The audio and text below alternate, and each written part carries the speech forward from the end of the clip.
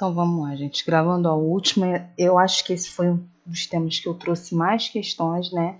Porque eu achei que esse ficaria bem melhor falar nas questões, porque não é um tema muito recorrente, vamos dizer assim, não é um tema muito debatido, muito batido. Então, a questão da recreação e da atividade recreativa, então achei importante que vocês vissem mesmo como é que isso é abordado nas provas. Eu fiz questão de trazer essa questão aqui agora porque ela menciona vários autores que foram pedidos no edital de vocês e que nós chegaremos neles. Então, assim, pode ser que eles resolvam trazer, né, uma questão assim, envolvendo vários nomes de vários deles e um tema só. Então, como essa questão trouxe alguns dos autores que são pedidos para vocês dentro desse pensamento da atividade recreativa, eu achei bem interessante essa questão para poder comentar, tá bom? Então vamos lá. Em relação à ludicidade, ou seja, em relação, né, a brincadeiras, atividades recreativas e ao uso de jogos e brinquedos na educação escolar, assinale a alternativa correta. Os jogos de regras, segundo Henri Vallon, vão predominar a partir dos 6, 7 anos de idade, período denominado inicialmente de operatório concreto, dos 7 aos 12 anos e depois de operatório formal a partir aproximadamente dos 12 anos. Tá, gente? O que tem aqui de errado? Quem fala de estágio operatório concreto não é Henri Vallon, é Jean Piaget. Então, não é a letra A, tá, gente? Porque quem fala isso aqui sobre, né, o operatório concreto, que é dos 7 a 12, e depois o formal, que é aproximadamente dos 12, então é o Piaget que fala, tá? Então, não é o Henri Vallon, tá bom? Enquanto Freud, né, estava mais atento aos processos emocionais trabalhados pelo brinquedo e pelo jogo, Piaget esteve mais atento aos aspectos cognitivos trabalhados por esses mesmos recursos, sem que tenha descuidado dos aspectos afetivos e morais. É o nosso gabarito, tá, gente? Por quê? Porque Freud explica, né?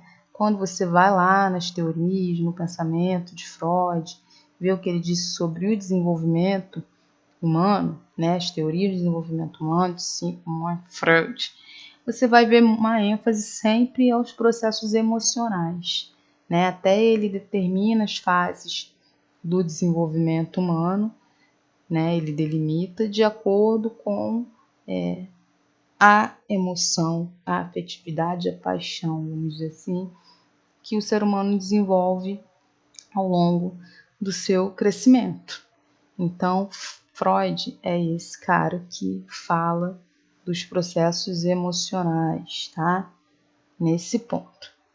O Piaget esteve mais atento aos aspectos cognitivos. Piaget ele é conhecido como um teórico, um cientista cognitivista, gente. Ele se prende, ele delimita, né, os seus estudos, né, e o seu entendimento acerca do desenvolvimento humano de acordo com o desenvolvimento cognitivo, com a maturação cognitiva. Tanto que é ele que traz, né, os estágios pré-operatório, né, operatório, concreto, né, e aí vai, esqueci agora, mas são 4, acho. O sensório motor, o pré-operatório, o operatório concreto e operações formais, tá? São 4. Então, ele desenvolve o seu pensamento e os seus trabalhos baseados nos aspectos cognitivos, tá? Baseado no desenvolvimento cognitivo. Isso não quer dizer que ele não leve em consideração aspectos afetivos e morais, mas quando Piaget lança um olhar sobre um jogo, tanto que lá na questão A a gente viu que não foi o Henri Vallon, mas foi o Piaget que achou mais adequado, né, que acha que para, né, auxiliar o desenvolvimento, os jogos, eles vão ter um aproveitamento muito melhor a partir do operatório concreto e do operatório formal, porque ele entende que cognitivamente, nesses estágios, as crianças estão mais capacitadas, vamos dizer assim, mais preparadas para poder lidar, né, e desenvolver, explorar e compreender melhor os jogos. Então, a ênfase dos trabalhos do Piaget é no aspecto cognitivo.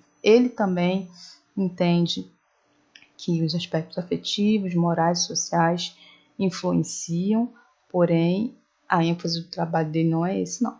Ele sempre vai trabalhar com o desenvolvimento humano, postular, falar, entender o desenvolvimento humano a partir dos aspectos cognitivos. Então, quando eu falo em aspecto cognitivo, ênfase em aspecto cognitivo, eu falo de Piaget, tá? Ele vai dar ênfase no aspecto cognitivo e isso associado à interação com o ambiente. Mas para Piaget, o aspecto cognitivo prevalece, tá? Sobre a interação com o ambiente, tá bom? Então, por isso aí, para a gente é a letra B. Por que não é a letra C?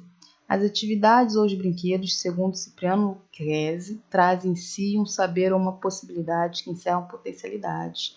Poderão ser ativadas ou não por quem os vivencia. Assim, as atividades lúdicas só podem ter como suporte objetos comuns de uso cotidiano. Isso daqui, gente, tá certinho, mas o que tá errado? Isso aqui não é Cipriano Chese, tá? É Vygotsky. Ele diz que o ser humano faz isso. Por exemplo, ele pode pegar um cabo de vassoura e a partir daquele momento aquele cabo de vassoura se torna um cavalinho de pau. Ou não. Ou se torna uma arma, né? Então ele diz que as atividades ou os brinquedos, para Vygotsky, trazem em si um saber que encerra potencialidades que podem ser ativadas ou não por quem os vivencia. Ou seja, a criança, quando ela pega um objeto, né, e torna aquilo um brinquedo, a criança tem essa capacidade. É isso que o Vygotsky e não o Cipriano Chese fala.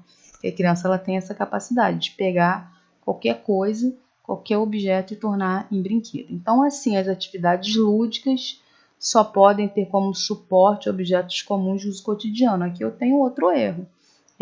As atividades lúdicas podem ter como suporte outros objetos, né? Brinquedos necessariamente. Mas esse só aqui também, ele não está certo, tá? Então, quem falou isso foi o Vygotsky, mas ele não disse que as atividades lúdicas só podem ter como suporte os objetos comuns de uso cotidiano. Mas ele diz que o ser humano, a criança, ela tem a capacidade de transformar os objetos comuns de uso cotidiano em brinquedos. Então, o que para nós é uma vassoura, para uma criança é um brinquedo. O que para a gente é uma colher, para uma criança é uma pá, né? O que para nós é uma caixa, para uma criança é um navio, uma espaçonave e por aí vai, tá bom? Mas não só esses objetos, tá bom, gente? Mas outros objetos também, né? Então, além de não ser o Cipriano Chese, não são só esses objetos. Olha que questão complexa que exigiu aqui um grande conhecimento, gente, do que esses teóricos falaram, né? Jean Piaget compreendeu que o brinquedo é o caminho real para o inconsciente da criança, assim como o sonho é o caminho real para o inconsciente do adulto. Ou seja, a experiência do brincar tem o seu lado interno que se expressa no externo. A meta de Piaget, como sabemos, foi desvendar e compreender as operações do inconsciente através de suas manifestações externas. Esse daqui, gente, não é o Piaget, tá? Quem fala de inconsciente, quem fala que o inconsciente ele é aquela nossa camada, vamos dizer assim, mais escondida da nossa mente e que não vem à tona, né? Mas por meio de brincadeiras vem à tona, ou por meio de sonhos para os adultos vem à tona. Então, quem postula sobre inconsciente, subconsciente, né? Não é Piaget, não, é o Freud, Sigmund Freud. né? Então, aí para vocês virem nível de conhecimento que se exigiu aqui de cada um desses pensadores que alguns podem aparecer para vocês, então eu resolvi comentar essa questão para você saber um pouquinho do que eles pensam, e vou falar com mais detalhes daquilo que eles pensam, né, na medida que a gente chegar lá nesse momento no cronograma, tá bom?